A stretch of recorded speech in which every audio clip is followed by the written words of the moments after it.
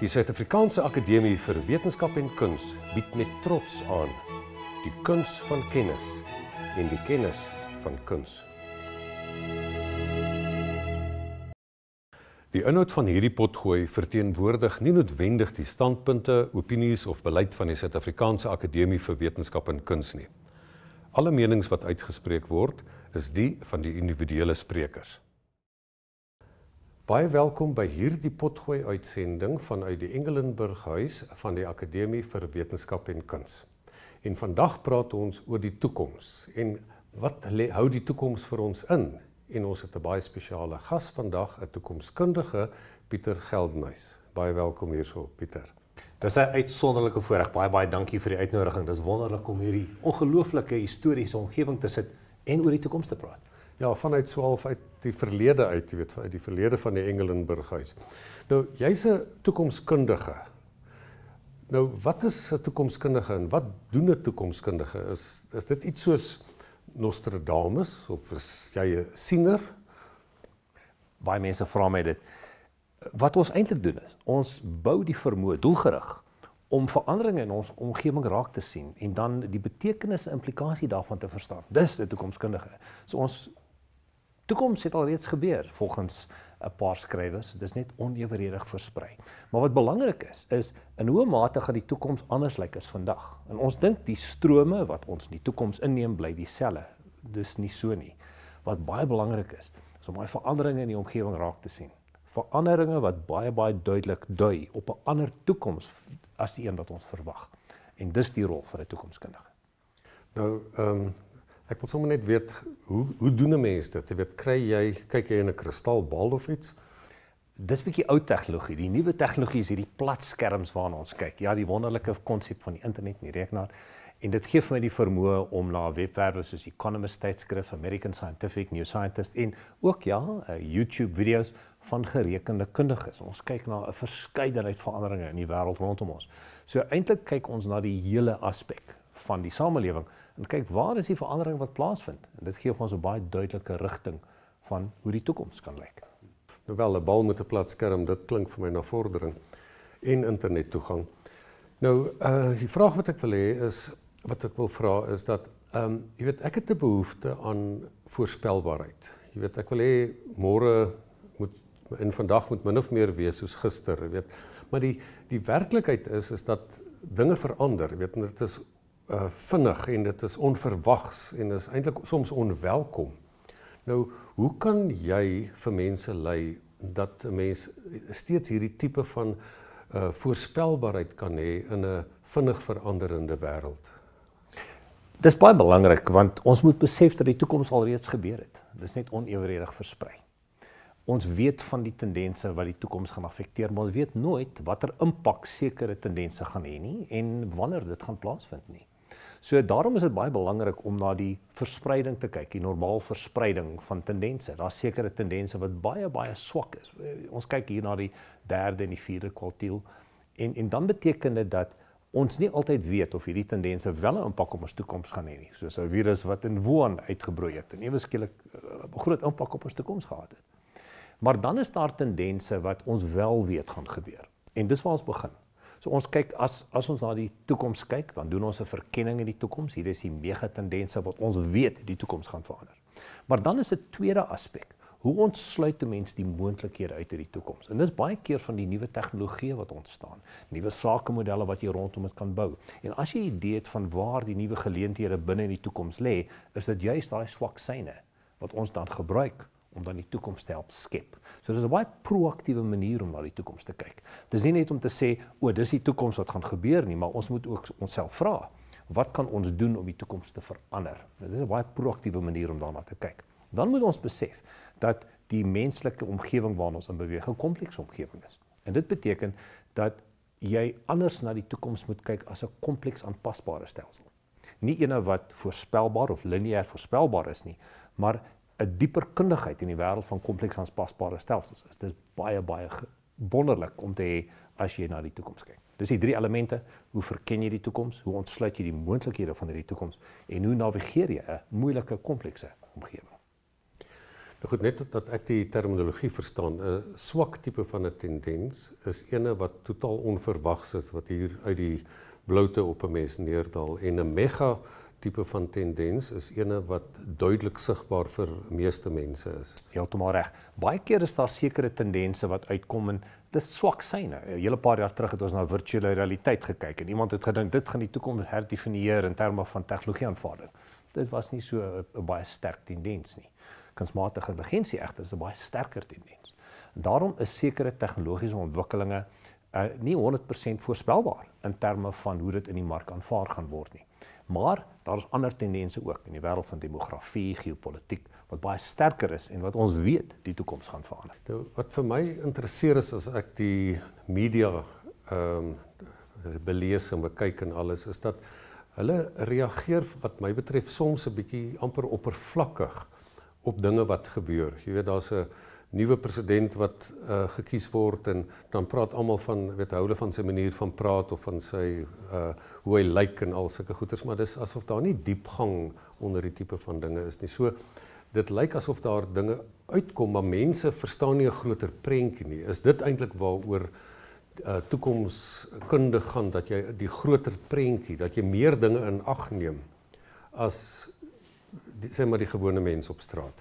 Dis 100% korrek. Ons moet besef dat die nuus wat ons op 'n dag-tot-dag basis sien, maar op die oppervlak van die see is die golfies wat ons op die see sien. Maar ons verstaan hierdie onderliggende seestrome wat die werklike definiering gee van waar ons heen gaan in die toekoms nie. En daarom is dit baie belangrik om hierdie seestrome te identifiseer, agter te kom wanneer hulle van rigting verander en meer belangrik wanneer hulle bots. En ek dink ons is nou in een van daai eras waar hierdie seestrome begin bots en ongelooflike veranderinge gaan plaasvind. Die idee dat ons terugkyk na die verlede. Baie keer, so 'n paar jaar terug het mense gesê, man Pieter, ek wens ons kan teruggaan voor COVID, want die wêreld was meer voorspelbaar en nou verander alles. Ons moet besef dat ons in daai era 'n ongelooflike verandering gekry het, en nie net op die wêreld van ons sosiale interaksie nie, maar ons ekonomiese modelle, die geopolitiese modelle, begin alles verander. En dit is baie belangrik om daai veranderinge raak te sien. Dit gee vir ons 'n baie beter idee van hoe die toekoms gaan lyk. Nou, as jy nou praat van die onderliggende seestrome en dinge wat gaan verander, wat my lewe gaan verander, wat ek nou nog nie van weet nie. Jy weet, hierdie onverwagse, amper onwelkom tipe van dinge. Wat sou jy beskou is die belangrikste seestrome wat 'n mens op die oomblik na moet kyk en wat 'n mens in ag moet neem en op tipe van voorberei? So as ons kyk na die groot tendense, dan lê 'n hele paar van hulle baie belangrik voor ons. In terme van demografie sien ons 'n ontploffing in Afrika waar ons in die ryker lande 'n absolute verval van demografiese groei kry. Baie belangrik.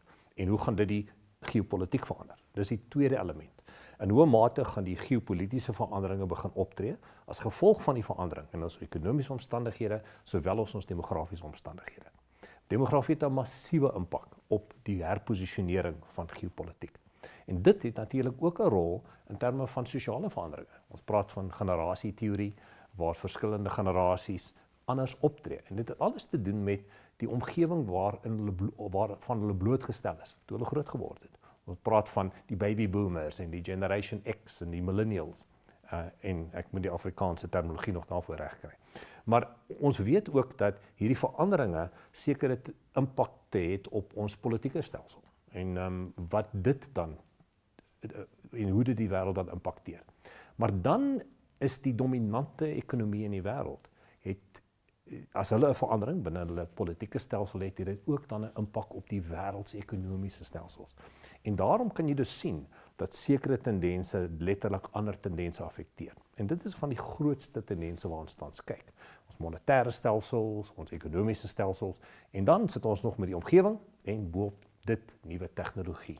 So al hierdie aspekte het 'n impak op ons siening van die wêreld en om dit beter te verstaan, is dit dus baie belangrik om so wyd as moontlik te kyk na die veranderinge wat ons in die wêreld sien. Nou, dit klink nogal vir my kompleks en gelaagd en genuanceerd, jy weet, en dit is, ek dink, dit is vir mense makliker om, weet, in swart en wit en ongenuanceerd na dinge te kyk. So, en as ek nou hoor wat jy sê, weet, kan ons nog 'n tweede en 'n derde program maak wat 'n mens teen moet doen, Maar kom ons praat vandag dan net so oor 2 of 3 van hierdie, jy weet, ek dink miskien die demografiese ene en dan die geopolitiese en dan ook ekonomiese modelle. Nou jy weet, ek wil dis dinge wat ek nou regtig baie min van weet. Nou as vanuit my oogpunt weet, as 'n mens na die brein kyk en hoe verstaan werk, weet het ek altyd 'n tipe van 5 dinge wat ek in ag probeer neem, net om dit vir my verstaanbaar te maak. So miskien moet jy my tegemoet kom en op die manier met my daaroor praat. Nou die eerste ding is, daar moet 'n vraag wees, jy weet, 'n relevante vraag wat 'n betekenisvolheid, jy weet, dit moet iets wees wat my raak. So kom ons praat oor die vraag daarvan.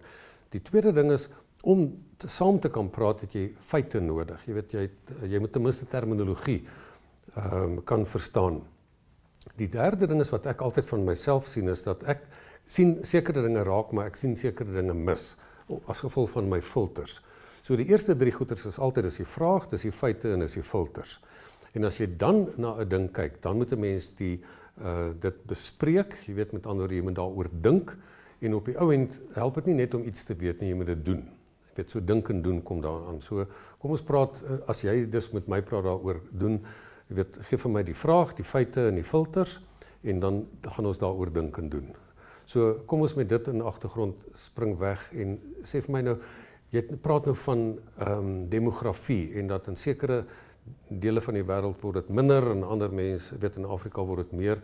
Nou, ek het altyd gedink dit sal eintlik 'n goeie ding wees. Daar's te veel mense op aarde. Jy weet, ons het nie die draagkrag nie. Is dit dan nie 'n goeie ding dat daar minder mense op aarde is nie? Dis 'n baie interessante vraag. So 200 jaar terug het 'n filosoof genaamd Malthus uitgekom. Dit was in Brittanje en hy het gekyk na die groei in populasiesyfers in Brittanje en gesê maar hier kom probleme. Want ons groei baie vinniger as ons vermoë om kos te produseer. Dit was voor al hierdie tegnologiegolwe wat die wêreld verander het. En hy het eintlik voorspel dat ons in 'n omgewing gaan inbeweeg waar ons meer mense gaan gee as hulpbronne en kos, en dat dit oorlog en jy weet, 'n geweldige moeilike omgewing gaan wees vir die mensdom om in te gaan. En sy voorspelling is dat as ons by so 4 miljard mense kom, ons almal gaan uitsterf. En dit het nie gebeur nie. Hoekom nie?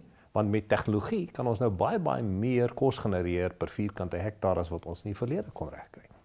En dit het ook beteken dat die tegnologiese ontwikkeling het meer kinders oorleef as wat in die verlede gebeur het, en ons het hierdie ongelooflike groei in demografie gesien, in populasiesyfers.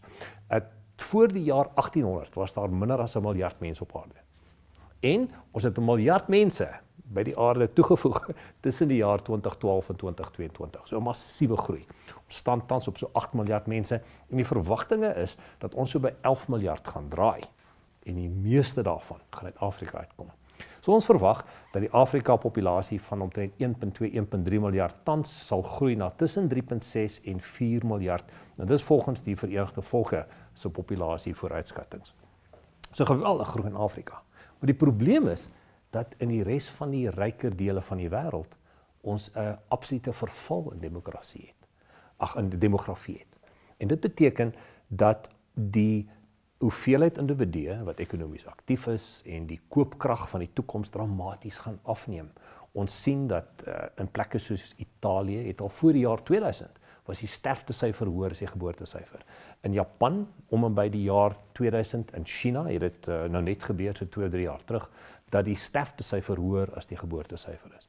En dit lyk glad nie goed vir die toekoms van hierdie lande nie, want dit beteken dat in die toekoms nie net daar 'n afname in die populasie groei is nie, hulle gaan ook 'n dramatiese verlaging in die hoeveelheid mense in daai lande hê. En dit is 'n taamlike groot probleem, want as ons na die ryker lande in die wêreld gaan kyk, in Europa, Japan, Suid-Korea, is hierdie die persone wat dan baie 'n groot aanvraag het vir produkte wat baie keer uit Afrika uitkom. En die ekonomies aktiewe populasie, tussen, kom ons sê, rondweg geskat is van 25 en 65, so op ouderdom 55, dan begin jy jou geld wegbere. Jy koop nie nuwe dinge nie. Die verbruiker element van die ekonomie begin verlaag binne in daai ouderdomsgroep. En dis 'n groot probleem, want soos die wêreld ouer word, koop hulle minder. So alhoewel die hoeveelheid mense nie dramaties val vandag nie, is die koopkrag dramaties minder, omdat mense hulle geld uit die ekonomie uitneem en dit liewer op sy sit vir hulle ou dag. En dis die probleem. Ons verwag in die volgende 10 jaar dat daar dramatiese skuiwe gaan wees in die koopkrag van die wêreld en dat baie minder dinge aangekoop gaan word as in die verlede. En dit het 'n dramatiese impak op die posisionering van maatskappye wêreldwyd, watter produkte hulle na kyk, waar hulle op fokus. En dit is baie bekommerniswaardig dat 'n groot deel van die wêreld 'n dramatiese val in populasiesyfers het. So, Afrika groei, die res van die wêreld is besig om dramaties kleiner te word. Ek bedoel, jy praat nou van dat China se bevolkingshoeveelheid gestagneer het of selfs ander. En die mens dink altyd aan China en Indië is die mense met so geweldig baie mense. Nou, in reële terme, wat beteken dit in terme van hoeveel mense daar nou is en hoeveel gaan daar wees in die nabye toekoms? Die Chinese syfers is bevraagtekenbaar, maar die skatting is dat hulle letterlik 60 tot 55% van hulle huidige grootte gaan wees teen die jaar 2100. En dit beteken dat hulle val van omtrent 1,2 miljard mense na omtrent 600 miljoen mense toe. Dieselfde gaan in Japan gebeur, dieselfde gebeur in Suid-Korea. En ons sien 'n dramatiese impak wat dit het op die wêreld. Indië gaan nogal taamlik sterk groei vir die volgende paar dekades, maar hulle gaan ook dan 'n kurwe bereik waar hulle dan nie meer gaan aanwas teen dieselfde tempo nie en 'n verandering kry teen omtrent die jaar 2060. So die probleem is eintlik nou, kom ons praat nou weer van China. Ek weet hulle het nou 1,2 miljard, hulle gaan nou net 600 miljoen wees. En van daai 600 miljoen gaan 'n groot klomp gaan ouer mense wees wat nie geld spandeer nie. En daar gaan minder jong mense wees wat werk en die ekonomie laat groei om te koop en te doen en belasting te betaal en pensioen te verdien vir die ou mense wat nie doodgaan nie. En ons kyk baie keer na Japan as 'n leidende voorbeeld. Tans verkoop hulle meer doeke aan pensionarisse in Japan tans as aan babas. En teen die jaar 2050 gaan daar 3 keer die hoeveelheid pensionarisse wees as mense onder die ouderdom van 18. So 'n dramatiese skuif in die samestelling van die demografie van hierdie lande. Nou in Afrika, ek bedoel, ons sit hierso, jy sê in Afrika is dit 'n ander tendens en in Suid-Afrika, wat? Suid-Afrika het ons 'n val in ons groei gehad as gevolg van ekonomiese druk en die feit dat ons net teen 1 of 2% groei. In ander dele in Afrika sien ons die geweldige ontploffing. Nou ons moet besef, Afrika is 'n groot kontinent. Jy weet, toe ek 'n jong skoolier was daar my skoolhoof, meneer Wat 'n ongelooflike persoon. En ek gaan die dag daarom toe, ek dink ek was hier in standaard 3 of wat is die deesdae graad 5 en ek kyk na die wêreldkaart en ek sê vir hom, ek verstaan nie wat julle vir ons wil sê nie. Julle sê vir my Australië is 'n kontinent, maar kyk na Groenland. Groenland is net so groot op hierdie plat kaart. Hoekom is dit 'n eiland? En hy sê toe vir my, meneer Geldnys, ek dink nie hy het vir my meneer Geldnys gesê nie, maar iets in daai orde. En hy het vir my gesê, maar jy weet die aarde is nie plat nie, nee. Ek sê vir nee, ek verstaan dit in volle. Hy sê wel, as jy nou na die aardbol gaan kyk. Kom kyk na die aardbol. Hy bring my na sy kantoor toe, hy wys my die aardbol en hierso is Groenland hierdie klein eilandjie en Australië is taamlik groot, want hierdie platkaarte wys eintlik dat die lande wat naderby aan die pole is, lyk baie groter. As jy nou egter na die grootte van Afrika gaan kyk, gaan jy verstom wees. Binne in Afrika kan jy die Verenigde State van Amerika inpas, China, die hele Oos-Europa, hele Wes-Europa, die Verenigde Koninkryke, sowel as Japan. En dit kan almal binne in Afrika inpas. So Afrika het genoeg plek. Daar's definitief nie 'n probleem in terme van plek nie. Maar die vraag is, hoe gaan die ekonomiese modelle van die toekoms lyk? Die geld wat ons tans kry deur uitvoere van rou materiale en selfs kos, hoe gaan dit in die toekoms lyk? En ons moet besef dat 'n groot deel van hierdie mense wat baie keer in landelike gebiede bly, na stede toe trek. En dit gaan 'n dramatiese impak op die ekonomiese rigting van Afrika hê in die dekades wat gaan kom. Nou, as ons nou dink in terme van bevolking en so voort, wat is daar iets wat ons kan doen of wat ek kan doen om voor te berei vir dat hier gaan baie mense wees en in die res van die wêreld gaan daar te min mense wees wat ekonomies aktief is? Daar's sekere plekke in die wêreld wat wel nie sleg gaan lyk nie. Een van hulle is die Verenigde State van Amerika. Dis een van die, ek dink die enigste ryk land. En ons verwag dat met omtrent 40% gaan groei oor die volgende paar dekades. Groei in terme van? Ekonomiese, populasiegroei. Populasiegroei. En as ons dus na die res van die wêreld gaan kyk, sit hulle met hierdie geweldige skuldlas. Want regerings hou ons altyd daarvan om meer geld uit te gee wat hulle kry en so bou dit op, hierdie geweldige skuldlas. En hulle hoop eendag gaan die generasie in die toekoms die belastings betaal. Ek het nuus vir hulle. Die generasie is nie gebore nie en daar is nie mense wat dit gaan betaal nie. Amerika het wel groot skuldlas, maar hulle voordeel is, hulle sit met 'n jong klomp mense wat sterk ekonomies is en wat wel dan hierdie skuldlas sal kan dra in die toekoms. So Amerika lyk nie sleg nie. Van 'n geopolitiese oogpunt af sien ons dan hoekom Amerika sê, wel as jy met ons wil handel dryf, dan moet jy ons speletjie speel. As ons dus na verskillende lande in die wêreld gaan kyk, wat kan ons dan doen? Dis 'n baie moeilike vraag. Want China het met hierdie een kind beleid vorendag gekom. Hulle vra nou dat hulle populasie 3 kinders moet hê en dat daar geweldige geld en ondersteuning sal wees. Ons sien nie dat hierdie werk nie. Die belangrike rede is juis staatsskuld. Die koste om 'n huis te kan koop is so duur dat mense nie 'n toekoms sien om 'n familie te begin nie. So ons moet besef dat ons in 'n ekonomiese omgewing inbeweeg waar dit nie meer maklik is om kinders te kry binne in 'n moderne samelewing nie. En dit het 'n groot impak op die populasiegroei. Maar dit beteken eintlik waar ons hier sit in Suid-Afrika, as ek iets doen, jy weet 'n tipe van 'n bedryf het of 'n werk het wat dienste en produkte kan lewer, gaan daar in Afrika vir my 'n plek wees om iets te doen. Daar's geweldige groei in Afrika. Ons moet egter net vir onsself vra, wat is die ekonomiese modelle van die lande in Afrika wat dan ekonomiese groei kan ontsluit? Want dit help nie as die populasiegroei hoër is as ekonomiese groei nie, want dan beteken dit mense word armer en armer en hulle het nie noodwendig ekonomiese groei om dan die produkte aan te koop wat ons vervaardig nie. Daar is egter 'n paar lande waar hulle 'n nuwe ekonomiese model omarm het. Vrye markte, en hierdie lande is baie goed gesetel om nie net ekonomiese groei te kry nie, maar ook dan om die markte van die toekoms te word. Nou, miskien moet mens dan oorgaan na die tweede stroom wat jy genoem het, die geopolitiese stroom. So, eerstens, wat is die vrae wat 'n mens daaroor moet vra, wat dit op my van toepassing is, wat saak maak vir my toekoms? Watter tipe feite moet ek hê om te kan saampraat daarin? En wat is die filters wat maak dat ek dinge gaan miskyk of wat ander mense dinge gaan miskyk? So, wat is geopolitiek? Die geopolitiese omgewing sien ons baie veranderinge. Ons sien die konflik in Oekraïne, ons sien dat Amerika baie meer na 'n geïsoleerde Amerika kyk in die toekoms, wat natuurlik wêreldhandel taamlik dramaties beïnvloed. Ons sien ook die posisionering van China. So geweldig baie veranderinge wat ons sien en die invloed daarvan is dramaties. So kom ons begin deur na ons huidige ekonomiese en politieke stelsel te kyk, die sogenaamde Bretton Woods omgewing. En in hoe mate gaan dit verander in die toekoms? So kom ons gaan in die geskiedenis in. Bretton Woods was net na die Tweede Wêreldoorlog, waar Amerika agtergekom het dat hulle 'n ander rol moet speel om nie dieselfde foute te maak as na die Eerste Wêreldoorlog nie. En hulle het ook 'n nuwe vyand gehad, die Sowjetunie.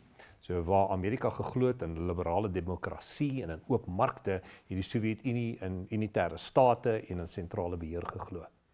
En wat Amerika toe gedoen het is om te sê, kom ek gaan reik uit na die lande toe wat my vorige vyande was. Duitsland en Italië en Japan, en ons maak hulle deel van 'n groep lande wat ons onder die Bretton Woods ooreenkoms gaan saamsmelt. En in waarheid wat Amerika toe gedoen het is om te sê, baie dankie vir al die goud wat julle vir my gegee het om wapens mee te koop, en Amerika was die enigste groot ekonomie wat nie vernietig was in die Tweede Wêreldoorlog nie. Ja, in Japan en Duitsland en Brittanje en dele van Rusland was alles vernietig. Jy kon niks meer produseer nie. En Amerika was die enigste produksieomgewing wat nie aangeraak was deur die Tweede Wêreldoorlog nie. Wat egter baie belangrik was, is dat Amerika op daai stadium gesê het, julle het nie meer goud om julle geldeenhede aan te koppel nie. Ek sit nou met al die goud. Maar wat ek sal doen is, ek sal die dollar aan goud koppel, en dan al wat julle hoef te doen is om julle geldeenheid aan my geldeenheid, die dollar te koppel. Die wonderlike ding is dat die mense in Saudi-Arabië gesê het, ons kan 'n olie koop met die dollar, so dit is nie 'n probleem nie. So wat dit beteken vir jou as 'n land, in Duitsland of in Japan, is dat die vryheid van die oseane nou gegee gaan word. Ek sal as Amerika 'n sambreel van beskerming oor die wêreld gee. Die hoeveelheid seerowers is baie minder en die mense wat julle gaan aanval is baie minder. Plus die feit dat ons dan onder mekaar kan handel en dan die ekonomie in die gang kan kry. En Japan en Duitsland het op 'n stadium die tweede en die derde grootste ekonomie in die wêreld geword onder die Bretton Woods sekuriteitssambreel. Jy sien op daai stadium het Amerika 'n klomp mense gekry om voor hulle te staan teen die Sowjetunie. En 'n klomp ander lande het natuurlik die Sowjetunie se kant gekies, lande soos Egipte, Indië, en nader aan ons, Angola en Mosambiek. En dan derde groep lande net gesê, jammer, ek belyn myself met niemand nie, dis hier lande wat nie belyn is nie. En 'n paar individue sê dis waar die eerste, tweede en derde wêreld vandaan gekom het, net vir interessantheid. Maar die beginsel daagter is dat lande geweldig goed gedoen het in hierdie omgewing. En toe in die vroeë 90's, toe val die Sowjetunie. En nou is die vraag maar, in watter mate is Bretton Woods nog geldig? Wel, op daai stadium toe dit val, toe was George Bush Senior nog aan beheer. Hy het ouens as Brett Scowcroft gehad en George Bush Senior was in 'n ideale posisie om 'n Bretton Woods 2.0 uit te bring. Hy was die hoof van die CIA, van die sentrale intelligensiediens in Amerika. Hy was die ambassadeur na China toe. Hy was die visiepresident onder Reagan en president vir 4 jaar. Hy het elke enkele wêreldleier op 'n voornaambasis geken. Hy was in 'n ideale posisie. En toe die mense natuurlik eerder vir Bill Clinton instem, het daai hele idee om 'n Bretton Woods 2.0 te skep het platgeval. En sedertdien het hy aangekreun en die wêreld het dit nog steeds gebruik, want ons gebruik nog steeds die dollar vir 80% van ons interaksies wêreldwyd. Die vraagstuk is nou egter, is daar plek vir 'n nuwe ekonomiese model, 'n nuwe wêreldmodel? En as ons kyk na die sogenaamde veranderinge tussen regimes, het jy dan een regime wat sou val en 'n nuwe een wat sal oorneem. Ons sien dit met die Spanjaarde so 'n paar honderd jaar terug en hulle het amper oorgeneem by die mense in Nederland en toe die Britte oorgeneem, waar die pond die wêreld geldeenheid was en toe die Amerikaners oorgeneem. En 'n klomp mense het gesê, maar wag 'n bietjie, China is volgende. Nie met die populasie verval wat ons in die Chinese ekonomie sien nie. So die volgende dekade of 2 gaan China baie sterk staan, maar as gevolg van die geweldige hoeveelheid geld wat hulle in 'n ekonomie ingestoot het, wat nie maklik terugbetaal kan word nie, en 'n dramatiese val in hulle populasiesyfers, dink ons nie dat daar een land gaan wees wat teenoor Amerika sal staan en sal oorleef nie. So ons sit met 'n baie interessante omgewing waar daar 'n verval binne infrastruktuur en in die strukture wat ons gebou het om die wêreld veilig te hou, is stadig besig om te verkrummel, maar ons weet nie wat die teenpole is nie. Dis 'n baie interessante omgewing waarna ons inbeweeg. En die vraag wat nou gevra word is om te sê, maar is Amerika nog steeds daar om die sekuriteitssambreel oor die res van die wêreld te gee? En die antwoord is nee. En daar's 'n paar redes daaragter. Eerstens is, as ons ekonomies daarna kyk, dan maak dit nie vir Amerika ekonomies sin om die res van die wêreld se seeroetes veilig te hou nie, want as 'n mens kyk na die hoeveelheid produkte wat Amerika uitvoer na die res van die wêreld toe, wat fisies van aard tasbaar is dit maar 5% van hulle ekonomie. En ek praat nou nie van Mexico en Kanada nie. So totaal is die blootstelling van invoer en uitvoere op Amerika se ekonomie omtrent 13%, en as jy Kanada en Mexico wegneem, is dit tot 5%. En die meeste daarvan is of Boeing vliegtye of militêre toerusting of energieprodukte. En nou en dan 'n bietjie kos wat hulle verkoop. Maar wanneer laas het ons as individue iets gekoop wat in Amerika gemaak is? En daar's 'n groot vraagstuk in Amerika wat sê, hulle moet wegtrek van die res van die wêreld af. Die wêreld moet hulle eie probleme oplos en hulle moet meer selfonderhoudend word. Nou, Amerika is geseënd in terme van hulle geografie. Hulle is beskerm aan beide oseane. Ons dink nie dat Kanada of Mexico hulle binnekort gaan inval nie.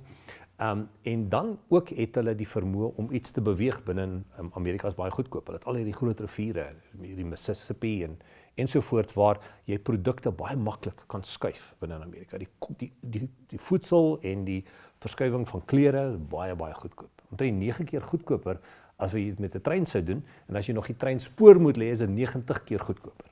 So Amerika is ook selfonderhoudend in terme van voedsel, en nou met hydrobreking is hulle ook selfonderhoudend in terme van energie. Ja, hulle bring so nou en dan 'n bietjie energie van die Midde-Ooste af in, want hulle raffinaderye is vir die swaar olies gebou, nie vir die ligte olies wat hulle kry met hydrobreking nie. Maar nog steeds is Amerika nou 'n groot uitvoerder van energieprodukte, veral aan Europa. En nou sê Amerika, maar ons het nie eintlik die wêreld so baie nodig nie, want ons het maar net 'n blootstelling van 5% van ons uitvoer. Ons kan dit doen met sekere lande, maar hoe moet ons die hele wêreld veilig hou? En dis die groot vraag. As Amerika se sekuriteitssambreel teruggetrek word, dan het ons probleme. Eerstens kan ons 'n hele paar nuwe seerowers op die horison sien, veral in die kritiese areas. Die Seelaan van Malakka Bab el-Mandab daar by Jemen, die seelaan van Hormuz. So geweldige probleme kan kom as Amerika se sekuriteitssambreel teruggetrek word. En die vraag is, kan Amerika dit nog bekostig? Is dit werklik nog waardevol vir hulle om te doen? Onthou, hulle het nie meer 'n bedreiging teen die Sowjetunie nie. Hulle voel China as hulle bedreiging tans, maar gaan dit voortgaan in die toekoms? En daar is 'n groot vraag. 'n Klomp mense in Amerika sê, kom ons gaan terug na waar ons in die 1930s was. Ons sal nou ons eie potjie krap, van Amerika eerste, en die wêreld moet liefs hulle eie probleme self oplos. En dit het 'n groot impak. Wat gebeur nou as Amerika uit NAVO uit sou uittreë en sy sekuriteitssambreel terugtrek? Dan sal plekke soos Duitsland en Pole baie weerloos voel teen die gevaar van 'n Rusland. En hulle kan miskien binne 'n kwessie van maande kernwapens bou. So ons sien 'n baie sterk moontlikheid dat Europa gaan teruggaan in die vrees van die 80s, waar die kerngevaar oor hulle kop hang. En dis 'n baie sterk realiteit in die volgende paar jaar. Ons sien as 'n Putin die dag sal doodgaan en daar's 'n verbrokkeling van die Russiese Republiek, dat 'n paar kleiner republieke gaan wegbreek, ook met kernwapens. En jy sou na hulle toe gaan en sê, maar gee ons jou kernwapens. Hulle sê, wat kry ons in ruil daarvoor? Ons sal vir jou 'n vredesooreenkoms gee, dieselfde as wat ons Oekraïne gegee het. En hulle gaan sê, ag nee, in daai geval sal ons maar liewer ons wapens hou. En as dit gebeur, dan sien ons dat die hele Midde-Ooste kernwapens begin kry. Want jy gaan nie 'n Tsjetsjenië met 50 kernwapens kan hanteer as jy 'n Turkye of 'n Saudi-Arabië is nie. So die Amerikaanse sekuriteitssambreel het 'n mate van stabiliteit gegee in die wêreld. Wat sê, jy hoef nie eie 4 kernwapens te maak nie, ons sal jou beskerm. As Amerika terugtrek, raak die wêreld 'n baie meer interessante, maar ook 'n gevaarlike plek. En dit is maar op die sekuriteitsfront. Maar is ook natuurlik 'n hele paar ekonomiese gevalle, as jy daaroor wil gesels. Goed, dit lyk dus vir my dat hierdie tipe van oorweging om terug te trek, dit verklaar nou ook die verandering in Amerika se politieke stelsel. Dit is nie meer, so nou verstaan mense, daar's meer 'n diepgang en 'n langer vooruitloop of aanloop tot dit wat op die oomblik gebeur. Dit is nie net dat iemand 'n verkiesing gewen het nie. Dit kom uit 'n lang denkproses wat gebeur het en gebeure wat aan die gang was. Ons sien dat binne in die sosiale omgewing, elke 25, 30 jaar, is daar 'n skuiwing van jou sosiale model. Jy bring 'n nuwe model na vore en dan kom die en dan begin die krapperigheid inkom en dan word dit meer en meer en na 30 jaar verval hy en dan kom iets niets na vore. Ons sien dit in ekonomiese modelle ook. En ons kon dit baie duidelik sien binne in die sosiale omgewing, maar ook in die ekonomiese omgewing. Kom ons kyk na die sosiale omgewing. Was 'n geweldig interessante boek wat Howe uitgebring het, The Fourth Turning. Hy kyk na hierdie siklusse waardeur die mense gaan. Jy weet, jy het 'n krisis en dan 'n ontwaking en dan 'n baie sterk groei en dan een waar jy jy weet letterlik net na die goeie dinge in die wêreld kyk en nie eintlik bekommer oor die dag van môre nie. Baie interessant, hulle sê, hoe weet jy is so 10 jaar voor 'n krisis? As die mees bekendste mense in jou samelewing kokke is, dan weet jy, hier kom groot probleme. Want dit gaan net oor lekker eet. Moenie bekommer oor die struwelinge van die wêreld nie, dit gaan oor lekker eet. En dit beteken, waar was ons 10, 15 jaar terug? Elke enkele belangrike persoon in die wêreld was 'n kok. En dis nie meer so nie. Maar dit sê vir ons, dat ons in 'n omgewing ingaan, en kyk wat gebeur in Amerika. Massiewe konflik op die strate van Amerika. Vir die eerste keer is die weermag gevra om in te gryp binne 'n Amerikaanse staat. So, ons sien geweldige struwelinge. Ons sien ook 'n totale herposisionering van die politieke omgewing. Die tradisionele Republikeinse magsbasis was rondom die fiskale, konservatiewe individue, mense wat geglo het Amerika moet hierdie beskermingssambreel oor die wêreld gee, en dat die konservatiewe familiewaardes. Maar wat Trump gedoen het is, hy het 'n groot deel van Amerika wat omtrent nooit gestem het nie, ingetrek, die populistiese siening. So 'n groot gedeelte van die Amerikaanse populasie wat nooit gestem het nie, het ewe skielik vir Trump begin stem en die mag weggevat van die tradisionele Republikeinse omgewing. So ons sien 'n omgewing waar die middelregse politieke partye besig is om te verdwyn. Die ou Republikeinse party bestaan nie meer nie. Hy is in naam nou iets anders. Ons sien dieselfde gebeur in Brittanje met die Tories. Ons sien dieselfde gebeur in Frankryk. Ons sien dieselfde gebeur in verskeie lande om die wêreld waar die middelste politieke partye meer radikaal begin word. En dit sien ons in die geskiedenis ook. En hierdie beweging waar hy die pendulum oorhel na een kant toe en weer terugkom na 'n paar jaar na die ander kant toe. En hierdie element in Amerika, en in Amerika is nou nog 'n element van kom ons raak betrokke. Ons sien dit huidiglik met die impak van Israel en Iran, waar 'n gedeelte sê raak betrokke en 'n groot gedeelte sê julle gaan ons stem verloor. Ons wil hê die wêreld hulle eie probleme moet oplos. So uit 'n politieke omgewing sien ons 'n radikale verandering en 'n skuif. En dan sien ons ook daarmee saam 'n verandering in ons ekonomiese omgewing. Kom ek doen 'n vinnige historiese analise daarvan. Ons het die krisis gehad in die Tweede Wêreldoorlog en daarna het ons 'n groei gekry. Nou, die 4 faktore van ekonomiese groei is natuurlik arbeid, tegnologie, kapitaal en land, jy weet, eiendom. En baie keer is die posisionering van ekonomiese stelsel 'n klein bietjie anders met 'n paar fokuspunte. En ons sien dat na die Tweede Wêreldoorlog was daar 'n sterk fokuspunt op die werkskepping van mense wat nie werk gehad het binne in die omgewing nie. Gelukkig was daar tegnologie soos die ontwikkeling van die transistor en die straal engines op vliegtye wat groot verandering ingebring het. Ewe skielik het ons radio's en televisies gekry en nuwe geleenthede is geskep. Dis waar advertering vandaan kom. Ons het bemarking gehad voor die tyd, maar hier in die 60 jaar het advertering uitgekom. Mense wat op radio's begin werk het en beeldmateriaal geskep het vir televisie. So geweldige groei wat ons in die wêreld gehad het. Mense wat rolprente begin kyk het, baie meer as van tevore. Wat ons dus gesien het, is dat dit baie sterk gegroei het. Mense het meer kinders gekry al in Amerika, dit is sogenaamd die baby boomers, dis waar die boomers vandaan kom. En so in die 70er jare het hierdie stelsel van arbeidgedrewendheid 'n groot impak gehad. Ons sien dat die arbeidskrisisse in Brittanje tot die val van hulle hele karvervaardigingssektor gelei het. So mense het gesê, wag, jy weet, daar's te veel mag wat hier lê, kom ons skuif ons model na ander modelle toe. En hulle kyk toe na 'n kapitaalgroei model wat hier van die middel 70s begin het. En dit het eintlik gewerk met die beginsel dat onder Kissinger en Nixon hulle China ingebring het binne in die westerse omgewing. Want daar was 'n konflik tussen China en die Sowjetunie en volgens Nixon en Kissinger was dit 'n baie goeie idee. As jy 3 mense rondom 'n pokertafel sit, nie dat ek sê jy moet in dobbel betrokke raak nie, maar jy speel 'n ander persoon van die tafel af as 2 individue teen die derde persoon dan speel. En hulle het toe China ingebring binne hierdie stelsel in, sogenaamde Chimerica, waar China 'n baie sterk koppeling gehad het met die Amerikaanse groei. Nou, op daai stadium het Amerika se demografie taamlik soos 'n obelisk gelyk en China se was nog 'n baie goeie piramide, baie goeie verhouding wat jy kan kry in terme van handel. Jy het 'n goeie, goedkoop basis van vervaardiging en jy kan dan jou hoër tegnologieprodukte inverkoop in hierdie land in terwyl hulle groei. En dit is hoekom China so dramaties gegroei het. Want hulle deel gevorm van die sogenaamde eerste wêreldekonomie. En dit het beteken dat die inkomste van die normale werker in Amerika taamlik plat gebly het, alhoewel die ekonomiese groei daar was. Hoekom? Want die ekonomie het gegroei uit kapitaal uit, nie noodwendig uit arbeid uit nie. Dis ook ons nou 'n teenreaksie daarop sien na die tyd. Dus in 2007 het ons gedink, hier kom nou 'n herstelling van die ekonomiese model. Weet, die globale ekonomiese krisis, want kapitaal het natuurlik tot die borrel gelei, dit het geval, en ons het gedink, hier kom 'n nuwe verandering. Dit het nie heeltemal so plaasgevind nie.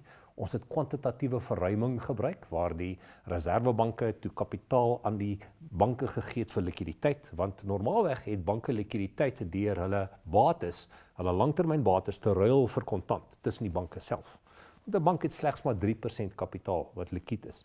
So jy vat jou langtermynbates, jy ruil dit met ander banke en die likwiditeit in die stelsel word deur die banke veroorsaak, die uitruiling wat jy tussen banke het. Omdat almal in 2007 natuurlik 'n probleem gehad het om die waardasie van hierdie langtermynbates te kan definieer, moes die reservebank in die wêreld inkom en die reservebank het hierdie bates op hulle boeke gesit. Die reservebank het daaruit kontant geskep en dit aan die banke gegee. En dit het beteken dat die likwiditeitsvlakke binne die banke geoptimaliseer kon word om dan uit hierdie krisis uit te kom. Ons het eintlik die pasiënt morfine gegee en op steroïdes gesit en die werklike verandering het eers teen 2020 begin inkom. En dit is nou waar hierdie groot veranderinge plaasvind. Ons sien 'n wêreld wat nie meer globaal is nie. En wat was die swak syne? In 2019 toe sê Amerika nee, ons gaan nie die nuwe direkteure van die Wêreldhandelsorganisasie aanstel nie. Ons blok dit. Hoekom?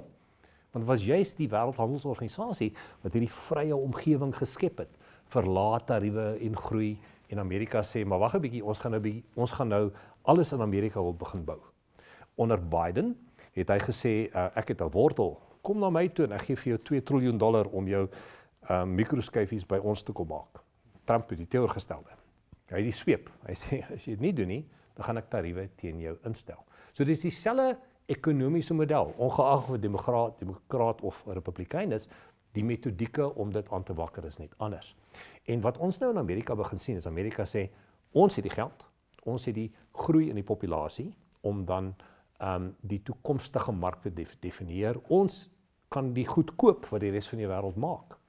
En juist uit daai standpunt uit, sien ons nou hierdie veranderinge wat plaasvind in die ekonomiese model in Amerika. Waar hulle sê, ons het 'n 10% marge op alles wat inkom. Hoekom? Want ons het die mark met wie mense wil handel dryf. En as jy dan nie die tariewe wil betaal nie, dan moet jy dit in Amerika vervaardig. So ons sien dus dat alles wat ons in die nuus lees, hierdie dieper liggende tendens het. En ons sien nou 'n wêreld wat wegbeweeg van globalisasie af. Ons kan nie meer op China staat maak, op 'n spesiale draadjie wat hulle maak, wat ons dan binne in ons voertuie sit, as hulle vir 2 jaar hulle ekonomie toemaak onder COVID nie. So ons sien 'n wêreld wat sê die globale waardeketings maak nie meer sin nie. Ons moet nou korter waardeketings hê, ons moet alles plaaslik maak. En die Economist tydskrif het 'n baie goeie naam daarvoor, hulle noem dit Homeland Economics. So dit kan net in groot lande eintlik plaasvind. Ons as kleiner lande in Suid-Afrika gaan dit nooit werklik aan reg kry nie. Ons moet nog steeds handel dryf. Maar nou is dit 'n ander model. Dis nie meer 'n wêreld wat vrye handel het nie.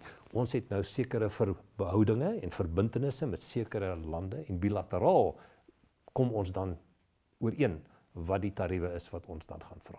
En dit is die wêreld waar ons in beweeg, 'n wêreld van deglobalisasie en Amerika wat al hoe meer en meer op sy eie wil staan. En dis nie maklik nie. Jy weet, jy gaan nie ewe skielike waardeketting in 'n kwessie van maande doen nie. Dit vat 5 na 10 jaar om 'n waardeketting te skuif. Maar dis een van die dinge wat Amerika nou sê. Kom ons kyk of ons meer onafhanklik kan raak. En 2 areas wat hulle nie onafhanklik is nie, is natuurlik die skaars materiale, die in Engels noem hulle die rare earth materials, en dan ook die mikroskyfies, waar 95% van die top-end mikroskyfies in Taiwan gemaak word, deur 'n maatskappy met naam TSMC.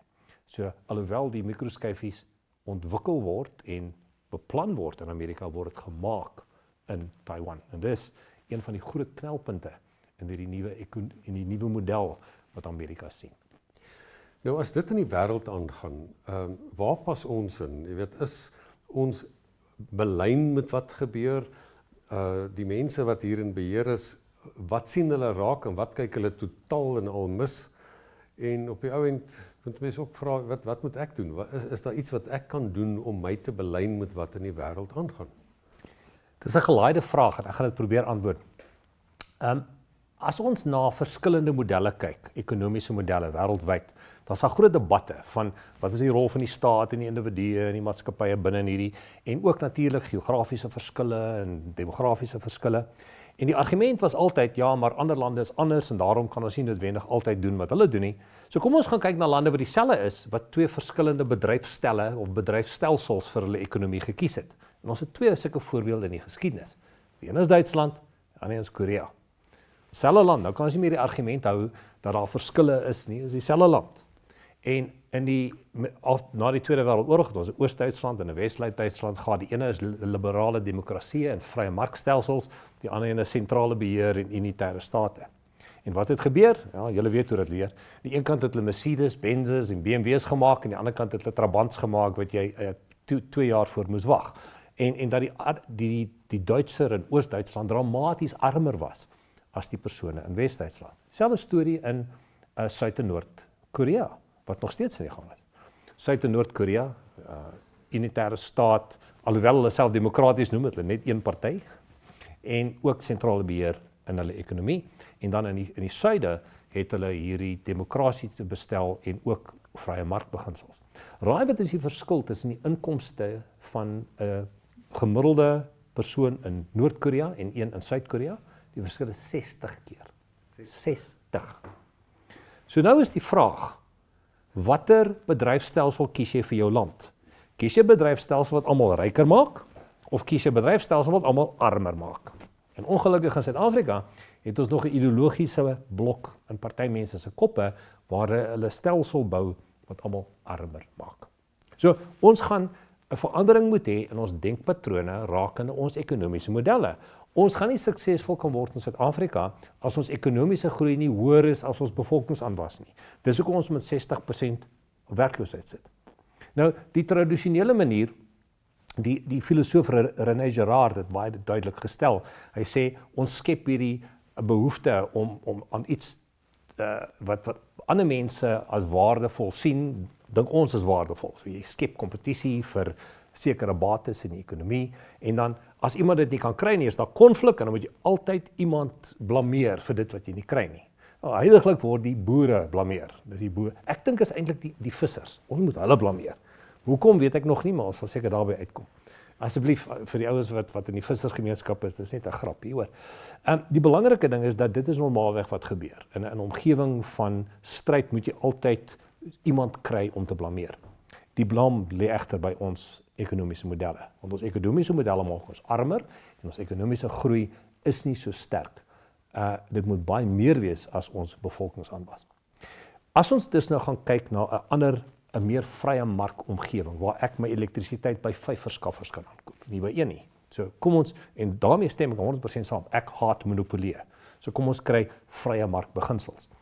Ons moet seker maak dat ons eiendomsreg beskerm is, want niemand gaan langtermyn in 'n ekonomie belê as ons as ons eiendom nie gevestig is in die wet nie. En dan baie belangrik moet ons instansies wat die balans gee. Die pers is 'n baie belangrike ene, die sogenaamde fourth estate. Ons moet dit baie sterk hou. En dit is baie jammer, want in 'n wêreld van die internet het ons nie die befondsing wat na die pers toe moet gaan wat dit moet gaan nie. So, dit is die basis. Maar dan in Suid-Afrika moet ons baie sterk kyk na ons opleidingsstelsel. Weereens die vermoë aan individue gee vir optimale besluitneming. Ek is baie mal oor die idee dat die staat nog steeds na opleiding moet kyk, maar aan mense ek dink die Engels is 'n voucher, wat so goeie Afrikaans daarvoor, sien dat ons hier by die akademie sit, 'n coupon. En ons sien in Europa, waar almal couponne gekry het, wat steeds deur die staat gefundeer word, maar jy as individu besluit waar om die coupon te spandeer. So jy privaat skole, en ek gaan na die skool toe wat die beste opleiding vir my kinders gee. Maak seker dat jong mense, en ek dink jy wat 'n absolute expert is op die vlak van breinontwikkeling, maak seker dat op voorskoolse vlak jy dramatiese blootstelling kry aan verskillende dinge om die breinvorming te doen. Maak seker daar's omega-3 in terme van voeding en gee aan individue die vryheid om dan besluite te neem. Gee mag aan die mense. En dit is die belangrike punt. As ons geopolities na die omgewing moet kyk, moet ons kyk om meer plaaslik te kyk na ons energiebronne. Kom ons kyk of ons olie van Angola af kan inbring en dit hier op plaaslik daar of hier 'n raffinaderry daarvoor kan bou om ons onafhanklik te maak van die internasionale konflik wat ons kan belemmer. Kom ons maak seker dat ons almal gekonnekteerd kan kry teen die goedkoopste moontlike koste, sodat plase meer effektief kan wees, ons omgewing meer produktief kan wees, en dan moet ons na ons infrastruktuur gaan kyk van vervoer. Die verval van ons hawens sowel as ons spoorweë het dramatiese negatiewe impak op die groei van ons ekonomie. Want die res van die wêreld wil baie graag al die hulpbronne uit Kongo en so aan kry. Suid-Afrika was die absoluut logiese keuse om dit te doen. Ongelukkig kyk ons nou na die Lobito korridors by Angola wat 'n klomp van daai geld wegvat uit ons ekonomie uit. So ons in Suid-Afrika, as ons nie wakker skrik nie, gaan ons armer en armer word. Hoopelik, glo ek, daar is 'n wonderlike groeigeleentheid waar ons uit hierdie krisis uit kan kom en waar ons as Suid-Afrikaners kan saam staan en baie sterk kan groei, want ons sit met 'n wonderlike ekonomie wat 'n positiewe rol kan speel in 'n groeiende Afrika. Afrika is waar die groei gaan plaasvind.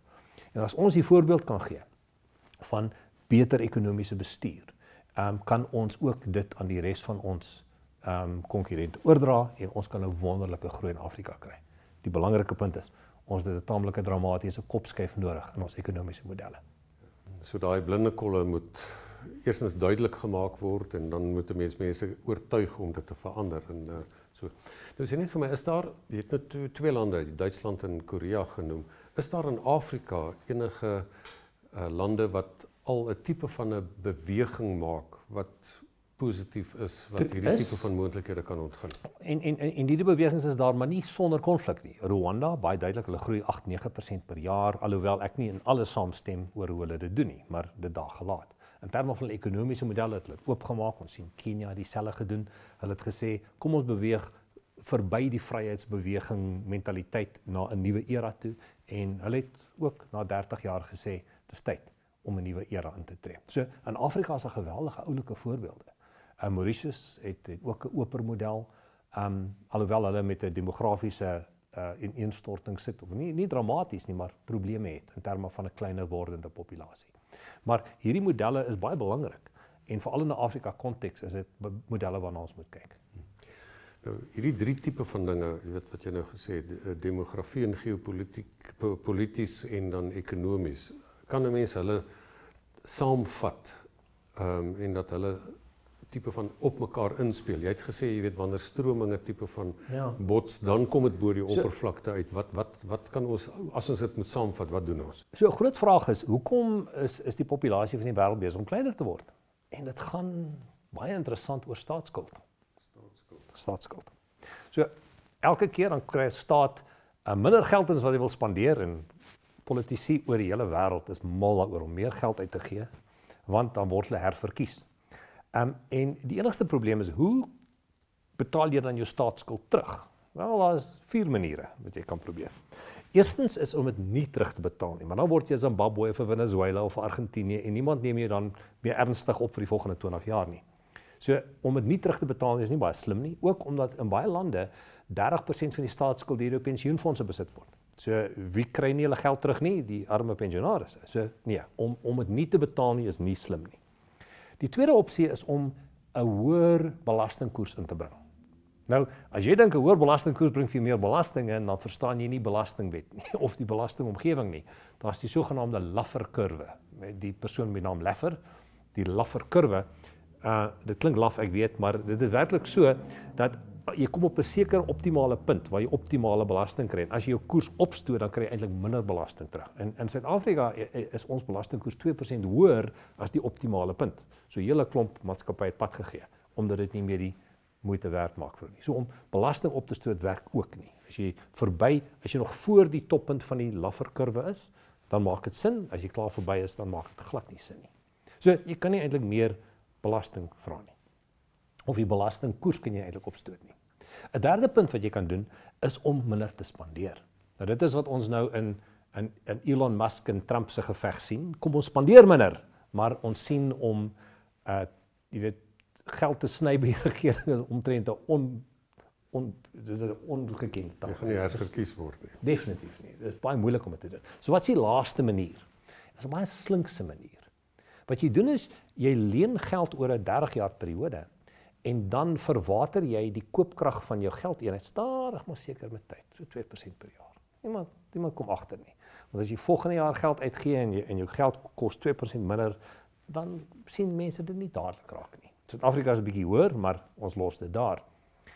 En wat ons dan sien is dat as mense na 20 of 30 jaar na die realiteit kyk, dan skrik hulle daarvoor. Baie interessante statistiek is toe die babyboomers 35 geword het omtrent 35% van hulle huis besit. En toe hulle 40 geword het, omtrent 42% van hulle het huis besit.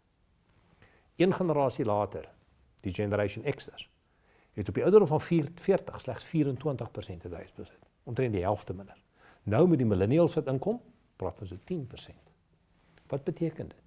Dat die koopkrag van jou geld so verwater is, as gevolg van die devaluering van jou geldeenheid, dat mense nie meer huise kan bekostig nie. Nou, die idee is dat 'n regering dan goedkoper die skuld kan afbetaal as die geldeenheid waarna hulle die lening uitgeneem het verwater is. Maar dis met die aanname dat hulle nuwe skuld maak nie.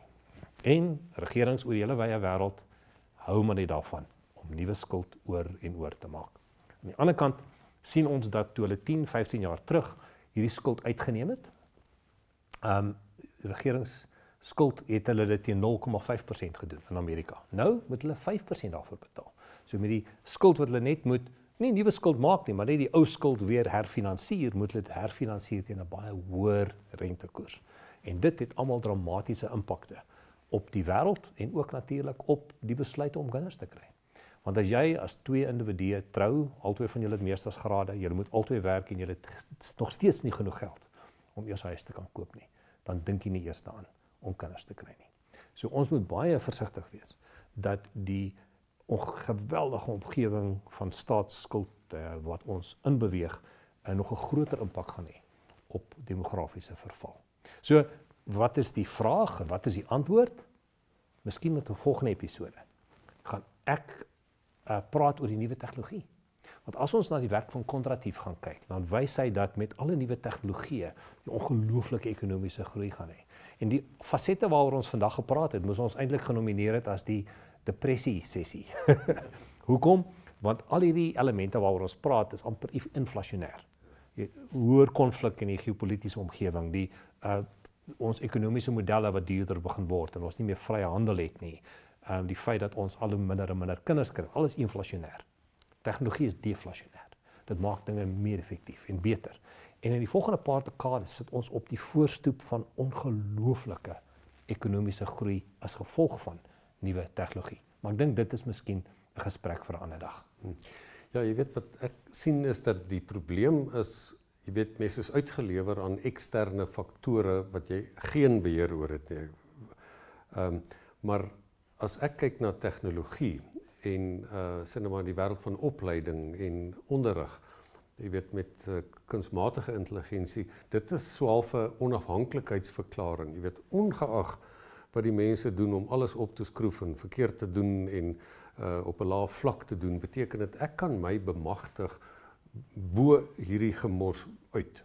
En ek dink dis regtig die ding waaroor ons volgende keer moet praat, hoe 'n mens dit kan aanwend sodat 'n mens minder depressief kan wees en meer produktief. Nee, heeltemal reg. As mens na hierdie skaal gaan kyk van inflasionêre en deflasionêre drukte, kan ons baie min doen aan dit wat inflasionêr is. Maar ons kan ons maatskappy, ons individue, ons kinders toerus om nuwe tegnologie te omarm om baie meer produktief te wees as wat ons in die verlede was.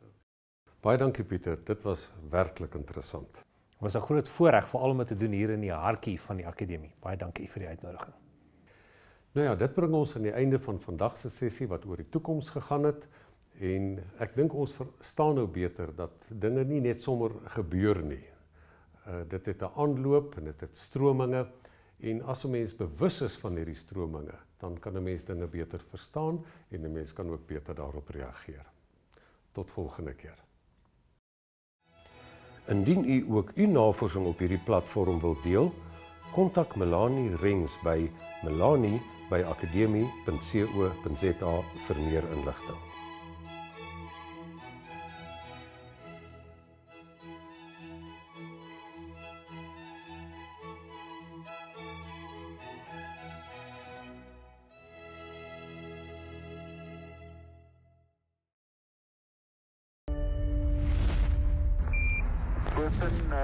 Tranquility Base here. The Eagle has landed.